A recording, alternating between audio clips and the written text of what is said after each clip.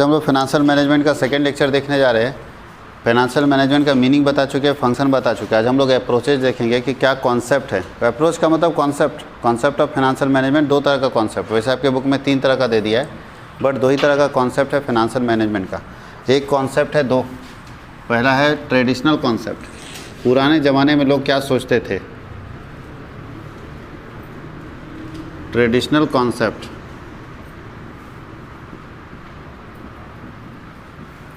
परंपरागत विचारधारा।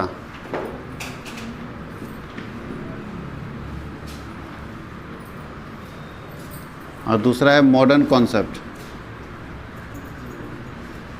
Modern concept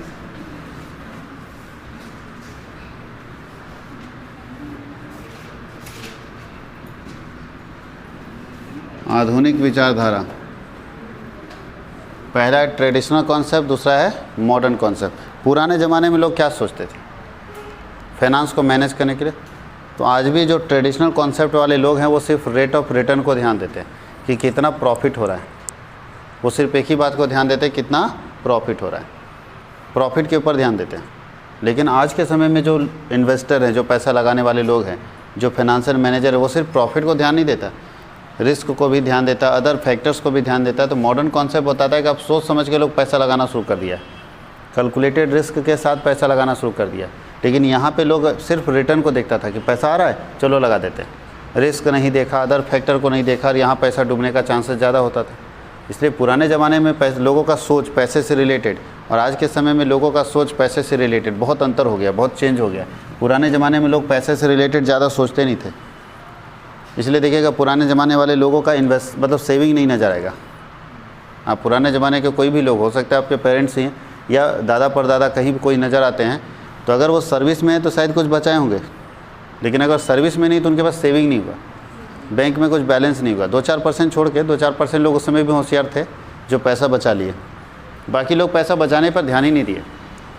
bank में खाता क्या होता है वो उनका है ही नहीं, खाता भी बैंक में नहीं, तो पैसा बचाएंगे कहाँ से। तो वो फाइनेंशियल मैनेजमेंट को ध्यान ही नहीं देते थे। तो पुराना ज़माना, पुराना सोच, पुराना तरीका अलग था, और आज हम लोग मॉडर्न कॉन्सेप्ट में जी रहे हैं। मॉडर्न कॉन्सेप्ट बोलता है कि सब कुछ सोच समझ के करना है। क्या?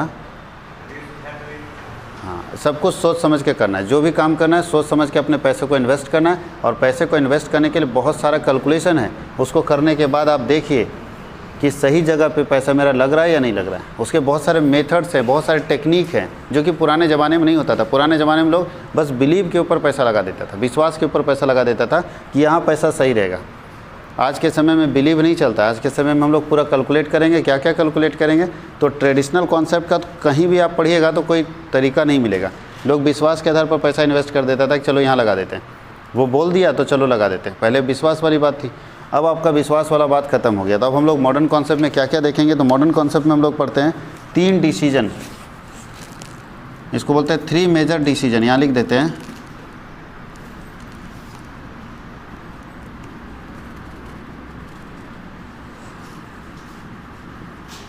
3 महत्वपूर्ण निर्णय देखेंगे।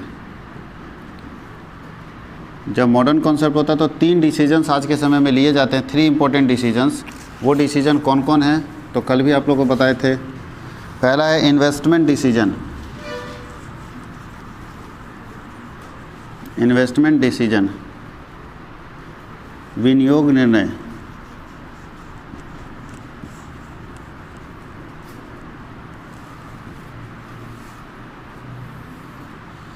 दूसरा होता है फाइनेंस डिसीजन, फाइनेंसिंग डिसीजन, वित्त निर्णय।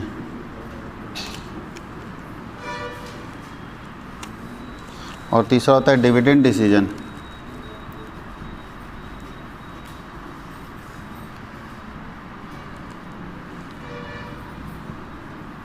लाभांश निर्णय।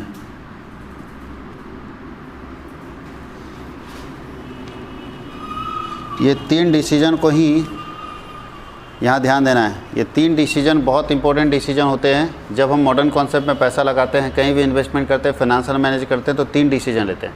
पहला इन्वेस्टमेंट डिसीजन, कल के क्लास में भी आपको बताया गया था इन्वेस्टमेंट डिसीजन का मतलब क्या होता है। कि आप अपना पैसा कहाँ इन्वेस्ट कर रहे हैं। लॉन्ग टर्म एसेट्स में अगर आप इन्वेस्टमेंट करना चाहते हैं तो उससे रिलेटेड जितने भी डिसीजन होते हैं उसको इन्वेस्टमेंट डिसीजन बोलते हैं। अस्थायी संपत्ति में आप अपने पैसे को लगाना चाहते हैं तो वैसे डिसीजन को हम लोग क्या बोलते हैं, इन्वेस्टमेंट डिसीजन। इसको कैपिटल बस्टिंग डिसीजन भी बोलते हैं, बताए थे कल। कैपिटल बस्टिंग डिसीजन, आप अपना पैसा कहाँ लगाएंगे, कैसे लगाएंगे, कितना पैसा फिक्स एसेट में लगाएंगे। फिक्स एसेट में भी बहुत सारे टाइप्स हैं, कितना लैंड ज़मीन में लगाएंगे, कितना बिल्डिंग में लगाएंगे, कितना मशीनरी खरीदेंगे, ये सब डिसीजन सारा इन्वेस्टमेंट डिसीजन आता है। फाइनेंसिंग डिसीजन के अंदर आता था कि आप पैसा लाएंगे कहाँ से, आपका पैसा लॉन्ग टर्म से कितना आएगा, शॉर्ट टर्म से कितना आएगा, उससे रिलेटेड डिसीजन फाइनेंस डिसीजन होता है। और डिविडेंड डिसीजन में इस बात का डिसीजन लिया जाता है कि कंपनी जो प्रॉफिट कमाती है उसका कितना पोर्शन कंपनी डिविडेंड के रूप में बांट देगी और कितना पोर्शन कंपनी बचा के रखेगी। इससे रिलेटेड अगर कोई डिसीजन है तो वो डिसीजन कहलाता है डिविडेंड डिसीजन। जैसे कंपनी 50 लाख रुपए कमाई तो 50 लाख में कितना शेयर होल्डर को बांटेगी और कितना पैसा रोक के रखेगी अपने पास, वो डिसीजन लेना पड़ेगा ना कि जितना हम कमाएंगे उसका 60% शेयर होल्डर को बांट देंगे और बाकी पैसा अपने पास रखेंगे। तो ये डिसीजन कहलाता है डिविडेंड डिसीजन कि कितना प्रॉफिट का, यानी प्रॉफिट का कितना पार्ट जो है वो हम अपने पास रोक के रखेंगे और प्रॉफिट का कितना पार्ट है जो इसको हम डिस्ट्रीब्यूट कर देंगे बिटवीन शेयर होल्डर्स। तो ये डिसीजन अगर कहीं लिया जा रहा है तो वो कहलाता है डिविडेंड डिसीजन। तो ये सारे डिसीजन मॉडर्न कॉन्सेप्ट में आते हैं। पुराने कॉन्सेप्ट में कोई डिसीजंस नहीं होते थे, वहाँ बिलीव के ऊपर काम चलता था, विश्वास के ऊपर काम चलता था, लोग ब्लाइंडली काम कर लेता था। वहाँ फाइनेंशियल मैनेजमेंट उतना इफेक्टिव नहीं था, इसलिए फाइनेंशियल मैनेजर का डिमांड नहीं था। अब इफेक्टिव हो गया, ज़्यादा ज़रूरत है फाइनेंशियल मैनेजमेंट का, इसलिए अब फाइनेंशियल मैनेजर का ज़्यादा ज़रूरत है। और जब फाइनेंशियल मैनेजर का ज़्यादा ज़रूरत है तो आपके कोर्सेस में डाल दिया गया इस पेपर को। पहले ये पेपर आपके कोर्स में नहीं था क्योंकि इसका रिक्वायरमेंट नहीं था। अब लगता है कि एक कॉमर्स के स्टूडेंट पास ये नॉलेज होना चाहिए फाइनेंशियल मैनेजमेंट का, तो आपके सिलेबस में डाल दिया गया कि आपको भी नॉलेज उसका होना चाहिए। तो जैसे जैसे नीड होता है ना, वैसे वैसे सरकार भी उसको सिलेबस में ऐड करती चली जाती है कि हर बच्चे में ये नॉलेज होना चाहिए कि फाइनेंस क्या होता है, फाइनेंस को कैसे मैनेज करेंगे, उसी से रिलेटेड इसलिए आपके सिलेबस में इसको डाला गया है। पहले इसका ज़रूरत उतना नहीं हुआ करता था, बहुत कम लोग इसमें आते थे, लेकिन अब के समय में ये बहुत इंपॉर्टेंट चीज़ है फाइनेंशियल मैनेजमेंट। आप अगर इसको अच्छे से समझेंगे तो बहुत फ़ायदा होगा इससे रिलेटेड। इसको लिखिए, फिर हम लोग आगे देखते हैं। अब हम लोग पढ़ेंगे ऑब्जेक्टिव बोलिए या पर्पस बोलिए, फाइनेंशियल मैनेजमेंट।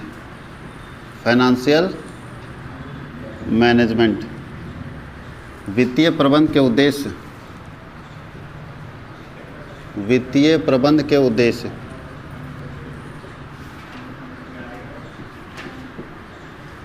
क्या ऑब्जेक्टिव है, क्यों लोग पैसा बचाते हैं, क्यों फाइनेंस को मैनेज करते हैं, इतना दिमाग क्यों लगाते रहते हैं कि पैसा कहाँ लगाना चाहिए, शॉर्ट टर्म में कितना लगाना चाहिए, लॉन्ग टर्म में कितना लगाना चाहिए, गोल्ड में कितना लगाना चाहिए, लिक्विड फंड में कितना लगाना चाहिए, सॉलिड फंड में कितना लगाना चाहिए।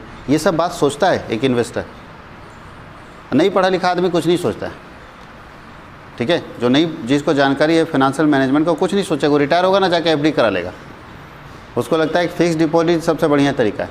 रिटायरमेंट का सारा पैसा एफडी कर दिया और फिर धीरे धीरे निकलते ख़त्म हो जाता है, वो सही जगह पे इन्वेस्ट नहीं कर पाता है।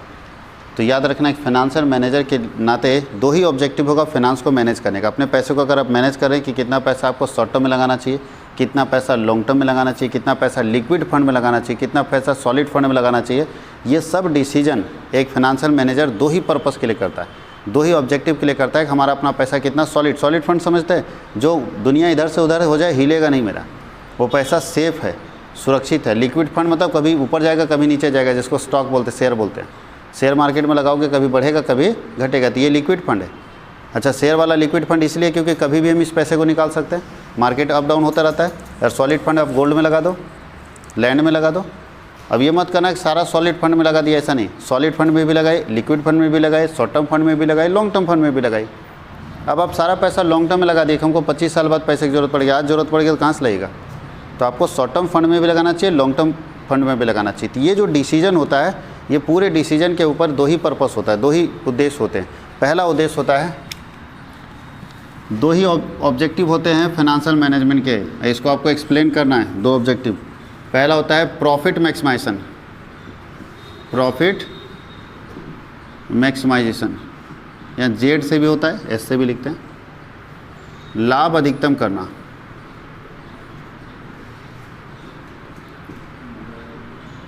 पहला ऑब्जेक्टिव है कि हम अपना पैसा इसलिए कहीं इन्वेस्ट करते हैं कि हम अपने प्रॉफिट को क्या करना चाहते हैं, बढ़ाना चाहते हैं।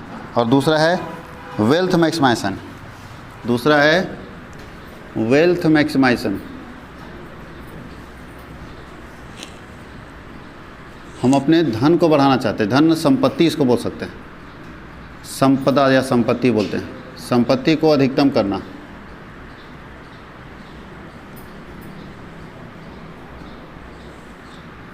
पहला हो गया प्रॉफिट मैक्सिमाइजेशन और दूसरा क्या हो गया वेल्थ मैक्सिमाइजेशन। इस दुनिया में कोई भी इंसान अगर पैसा बचा रहा है तो वो दो ही यही पर्पस है, या तो वो अपने प्रॉफिट को बढ़ाना चाहता है या तो वो अपनी संपत्ति को बढ़ाना चाहता है। अब ज़मीन में पैसा लगा रहे हैं किस लिए? संपत्ति बढ़ाने के लिए। बिल्डिंग खरीद रहे किस लिए? संपत्ति बढ़ाने के लिए। और अगर आप बैंक में लगा रहे हैं जहाँ से इंटरेस्ट मिल रहा है किस लिए? प्रॉफिट बढ़ाने के लिए। तो या तो आप प्रॉफिट मैक्सिमाइज करना चाहते हैं या तो आप वेल्थ मैक्सिमाइज करना चाहते हैं। कोई दिक्कत है? प्रॉफिट मैक्सिमाइज करना चाहते हैं या तो वेल्थ मैक्सिमाइज करना चाहते हैं। दोनों में से कोई एक चीज़ आप बढ़ाना चाहते हैं इसलिए आप पैसा लगा रहे हैं। और अगर ये दोनों में से कोई एक पर्पस पूरा हो रहा है तो आप पैसा उसमें इन्वेस्ट कीजिए। तो याद रखना आपका पैसा जो इन्वेस्ट हो रहा है वो दो ही पर्पस के लिए हो रहा है, या तो आप प्रॉफिट बढ़ाना चाहते हैं, कंपनी में पैसा लगा रहे हैं, कंपनी में पैसा प्रॉफिट के लिए या वेल्थ के लिए? प्रॉफिट के लिए। बैंक में पैसा लगा रहे हैं प्रॉफिट के लिए, ज़मीन में पैसा लगा रहे हैं वेल्थ के लिए। वहाँ आप संपत्ति बढ़ाना सोचते हैं, कभी प्रॉफिट के बारे में नहीं सोचते। ये नहीं सोचते कि ज़मीन हम खरीदेंगे इतने में बेच देंगे इतना प्रॉफिट होगा, ऐसा कुछ नहीं सोचते हैं। ये सोचते हैं कि चलो कि प्रॉपर्टी बन गया। कार खरीदते हैं, ये नहीं सोचते हैं हम कार को बेच देंगे हमको मार्जिन हो जाएगा, ऐसा कभी सोचते भी नहीं है। जब बेचने का होगा 10 साल बाद सोचेंगे, अभी आप सोचते भी नहीं खरीदते समय। आप क्या सोचते हैं कि मेरा क्या बढ़ गया?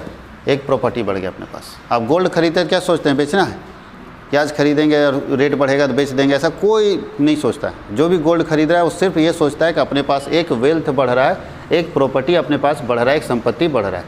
तो दो ही चीज़ बढ़ाने के लिए हम अपना पैसा इन्वेस्ट करते हैं, या तो प्रॉफिट मैक्सिमाइज होगा या तो वेल्थ मैक्सिमाइज होगा, यानी या तो प्रॉफिट बढ़ेगा या तो वेल्थ बढ़ेगा। यही दो मेजर उद्देश्य है, मेजर पर्पस है, मेजर ऑब्जेक्टिव है फाइनेंशियल मैनेजमेंट का।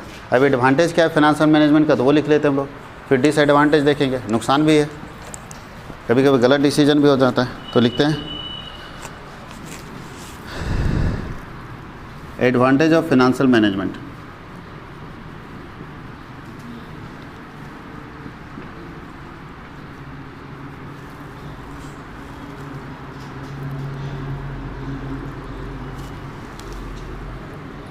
अगर एक करके एडवांटेज लिखना चाहते हैं तो ये भी लिख सकते हैं कि प्रॉफिट मैक्सिमाइजेशन का एडवांटेज क्या है और वेल्थ मैक्सिमाइजेशन का एडवांटेज क्या है। तो उस तरह से भी लिखिएगा, ज़्यादा अच्छे से समझ में आएगा। चलिए इसी तरह से दो पार्ट में बांट देते हैं। हम लोग इसका एडवांटेज लिख रहे हैं, ठीक है।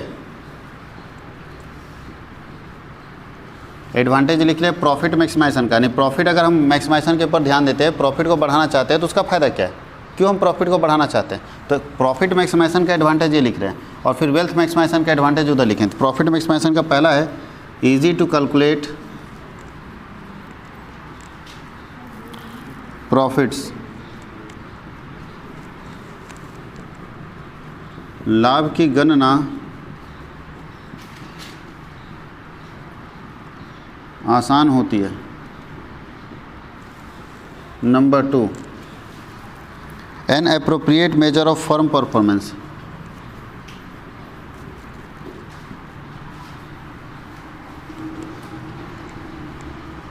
ऑफ फर्म परफॉर्मेंस,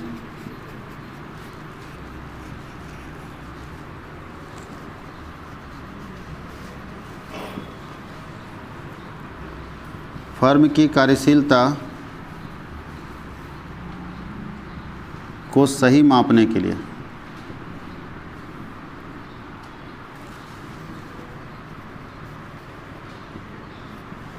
और तीसरा है show the efficient utilization of resources, show the efficient utilization of resources.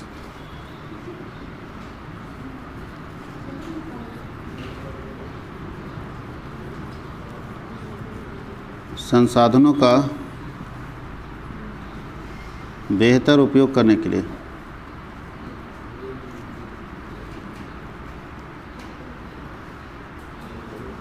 ये 3 फ़ायदे हैं जो हम लोग इसमें दिखेंगे।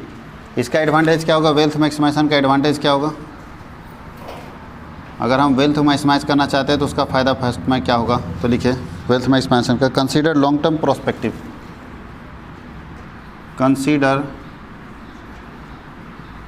Long term prospective.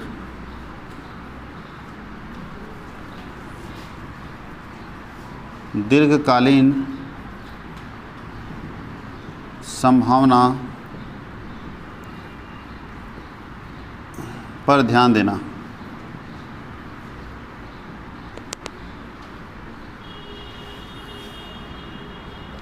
दूसरा क्या है? कंसीडर रिस्क और अनसर्टेनिटी। कंसीडर रिस्क और अनसर्टेनिटी।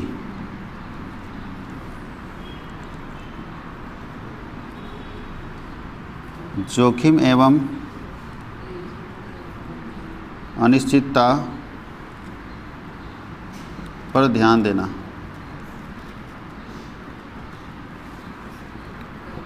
तीसरा, consider the timing of return.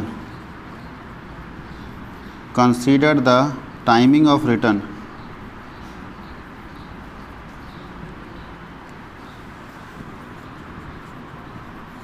प्रत्याय के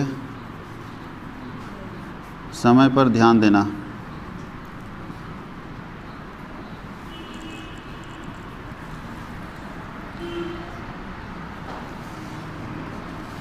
ये तीन इसके एडवांटेजेज होंगे। अब देखिए तीनों को समझ लीजिएगा तो ये टॉपिक पूरा कंप्लीट हो जाएगा। सबसे पहले ध्यान दीजिए, प्रॉफिट में एक्सपेंशन के पीछे मेरा क्या पर्पस होता है? हम क्यों प्रॉफिट बढ़ाना चाहते हैं? कुछ तो फ़ायदा होगा, तभी तो प्रॉफिट बढ़ाने के पीछे ध्यान दे देते हैं कि फिक्स डिपॉजिट करा देते हैं, बैंक में पैसा रख देते हैं, LIC करा लेते हैं, सब प्रॉफिट बढ़ाने के लिए। तो क्या पर्पस होता है प्रॉफिट बढ़ाने का? पहला पर्पस देखिए क्या है, पहला एडवांटेज फ़ायदा, ईजी टू कैलकुलेट प्रॉफिट।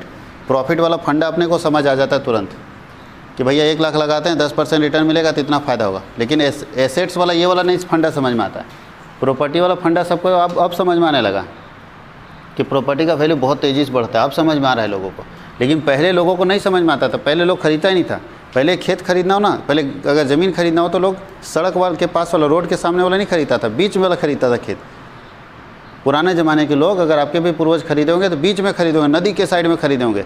उस समय वो होशियार होते थे, उस समय के वो होशियार आदमी थे, नदी के साइड में खरीदते थे क्योंकि नदी में पानी पटाने का सुविधा होता था। तो वहाँ अगर ज़मीन कोई बेच रहा है और सारा ऑफ़र दे दिया जहाँ मन करता वहाँ खरीदिए, तो हमारे पूर्वज कहाँ खरीदते थे? नदी के किनारे वाला, तालाब के किनारे वाला, या ऐसा ज़मीन खरीदे जहाँ 2 फसल लगातार होता है। उस समय के तेज़ आदमी थे वो, इसलिए वैसा खरीदे। और आज के हिसाब से बेवकूफ़ी बोलेंगे नहीं, हम लोग बोलते हैं कि अरे हमारे पूर्वज तो बेवकूफ़ी थे, सब खरीदा है जाके एकदम नदी के किनारे किनारे, रोड पर ज़मीनें नहीं। और जो उस समय का बेवकूफ़ आदमी होता था उसको मिलता था रोड पर का ज़मीन। जो सीधा साधा आदमी होता, बेवकूफ़ आदमी होता था, उसको मिलता था रोड पर का, कि जाओ रोड पर ले लो। रोड पर क्या होता था? खेती नहीं होगी, हाँ या नहीं? खेती करोगे पता चला आते जाते कोई जानवर चढ़ गया, बड़ा समस्या। रोड पर है तो गाड़ी आते जाते रहती है तो तुम्हारा खेत हमेशा डिस्टर्ब रहेगा। धूल है तो यह बारिश का पानी उसी में चला गया, पता चला आधा बालू भर गया, खेत अच्छा नहीं है। तो उस समय के जो होशियार आदमी थे आज बेवकूफ़ हो गए, और उस समय का जो बेवकूफ़ व्यक्ति था आज क्या हो गया? होशियार हो गया, जिसके पास ज़्यादा पैसा है। तो यही सोच आपको ध्यान देना है कि हम लोग जो सोचते हैं वो ये वाला समझ में आ जाता है, फंडा तुरंत समझ में आ जाता है, क्योंकि प्रॉफिट तुरंत दिखता है। तो पहला ईजी टू कैलकुलेट प्रॉफिट, आसानी से हम प्रॉफिट कैलकुलेट कर लेते हैं, इसलिए हम लोग यहाँ पे पैसा लगाते हैं प्रॉफिट बढ़ाने के लिए। दूसरा क्या है? An appropriate measure of firm performance. हम बिजनेस के परफॉर्मेंस को मेजर कर लेते हैं कि ये बिज़नेस अच्छा कमा के देगा या नहीं देगा। अगर लगता है ये बिज़नेस अच्छा कमा के नहीं देगा तो वहाँ पैसा इन्वेस्ट नहीं करते, और लगता है ये बिज़नेस अच्छा कमा के देगा तो वहाँ पे पैसा इन्वेस्ट कर लेते हैं। तो हम लोग मेजर कर लेते हैं कि बिज़नेस कितना कमा सकता है, उस हिसाब से हम उसको वहाँ पे पैसा इन्वेस्ट करते हैं। अगर लगता है कि कोई बिज़नेस ज़्यादा कमा सकता है, वहाँ पे पैसा इन्वेस्ट कर देते हैं। तो हम लोगों का परफॉर्मेंस मेजर करना थोड़ा आसान होता है। बहुत सारे मेजरमेंट के मेथड हमारे पास है जिससे हम मेजर कर सकते हैं कि कौन सी कंपनी प्रॉफिट कमा रही या नहीं कमा रही। तो दूसरा ये तरीका कि किसी भी बिज़नेस का परफॉर्मेंस को मेजर करने का बहुत सारे टेक्निक है, और टेक्निक के ज़रिए हम मेजर कर लेते हैं कि वो बिज़नेस लॉन्ग पीरियड में हमारे पास बिज़नेस करके अच्छा रिटर्न हमको देगा या नहीं देगा। तीसरा, show the efficient utilization of resources. इसमें हम लोग ये भी देख लेते हैं कि ये इंडस्ट्री जिसमें हम अपना पैसा लगा रहे हैं किसको बढ़ाने के लिए लगा रहे हैं? प्रॉफिट बनाने के लिए। अब आपका बिजनेस है, उसमें हम पैसा इन्वेस्ट कर रहे हैं, आपकी कंपनी उसमें पैसा इन्वेस्ट कर रहे हैं, तो हम ये देख लेते हैं आसानी से और जज कर पाते हैं कि वो अपने रिसोर्सेज का सही इस्तेमाल कर रहा है कि नहीं कर रहा है। अब हम टाटा कंपनी में पैसा लगाएं तो देखेंगे टाटा कंपनी अपने लैंड, लेबर, मशीन, मटेरियल सबका सही इस्तेमाल कर रहा है या नहीं कर रहा है। अगर वो चेक कर लेते हैं तो हम इसमें पैसा इन्वेस्ट कर देंगे। लेकिन ये चेक करना मेरे लिए आसान है, लेकिन ये चेक करना मेरे लिए बहुत मुश्किल है। समझ गए? इसमें हम लोग ये मेजर कर नहीं सकते। अब सवाल है कि वेल्थ में क्यों लगाते हैं? इसमें कोई लोग पैसा क्यों लगाता है? सब प्रॉफिट वाले पे लगा देना चाहिए था। संपत्ति क्यों खरीदता है लोग? तो अब समझ में आ रहा है लोगों को संपत्ति खरीदने से क्या फ़ायदा। बोलता क्या? Consider long term prospective. लंबे समय तक अगर चलना है तो प्रॉपर्टी होना चाहिए। लंबे समय तक चलना है तो क्या होना चाहिए? प्रॉपर्टी। क्यों बताइए? सोचिए कि आज से 10 साल पहले कोई इन्वेस्टमेंट किया होगा, 10 साल पहले रिटायर किया होगा। आज से 10 साल या 15 साल पहले कोई व्यक्ति रिटायर किया सर्विस से, आज उसका स्थिति बहुत ख़राब है, घर भी नहीं चला पा रहा है, क्योंकि 15 साल पहले रिटायर जो करता था उसका पेंशन कम होता था। आज उसकी इतनी हालत ख़राब है, सर्विस पर्सन है लेकिन हालत ख़राब है उसका। तो क्या लगता है सिर्फ प्रॉफिट देखने से काम बन जाएगा क्या? अगर उस समय वो प्रॉफिट में भी लगाया होता और कुछ वेल्थ जनरेट किया होता, कुछ प्रॉपर्टी खरीदा होता, तो आज उसका वैल्यू बढ़ता है कि नहीं बढ़ता? आज उसको बेच के खा सकता था ना वो, लेकिन वो क्या किया? सारा का सारा प्रॉफिट वाले में लगा दिया। आज उसका इतना इंटरेस्ट कम है, क्योंकि वो मान लो कि कोई व्यक्ति 2004 में रिटायर किया, उस समय उसको पेंशन यानी इंटरेस्ट मिलता था टोटल, ठीक है, उस समय उसको इंटरेस्ट मिलता था 10,000 रुपया। जितना वो टोटल रिटायरमेंट का पैसा एफडी किया था वो पूरा 10,000 का उसको पेंशन मिलता था, सॉरी उससे इंटरेस्ट मिलता था। आज भी उसको इंटरेस्ट 10,000 मिलता है। उस समय 10,000 का वैल्यू 2004 में और आज 10,000 का वैल्यू सेम है या अलग अलग है? उस समय 10,000 में खुशी से उसका घर चलता था, आज 10,000 में बच्चे का ट्यूशन फी और स्कूल फी नहीं भरा रहा है। तो प्रॉब्लम यहाँ है कि वो आदमी सिर्फ एक ही चीज़ को देखा है कि हम प्रॉफिट में लगाएंगे पैसा, वेल्थ जनरेट नहीं किया। तो आज के समय में लोगों का सोच बदला है कि सारा प्रॉफिट में पैसा मत लगाओ, कुछ पैसा वेल्थ में लगाओ, क्योंकि वेल्थ लॉन्ग टर्म तक काम देगा, लंबे समय तक काम देगा। जैसे जैसे समय बीतेगा प्रॉपर्टी का वैल्यू क्या होगा? बढ़ेगा। दूसरा क्या है?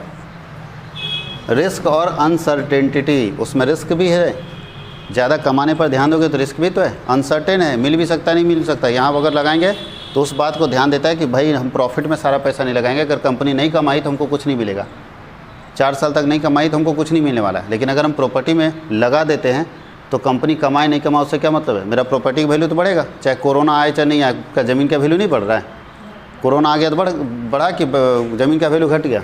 बढ़ रहा है। कुछ भी आ जाए प्रॉपर्टी का वैल्यू हमेशा क्या होगा? बढ़ेगा।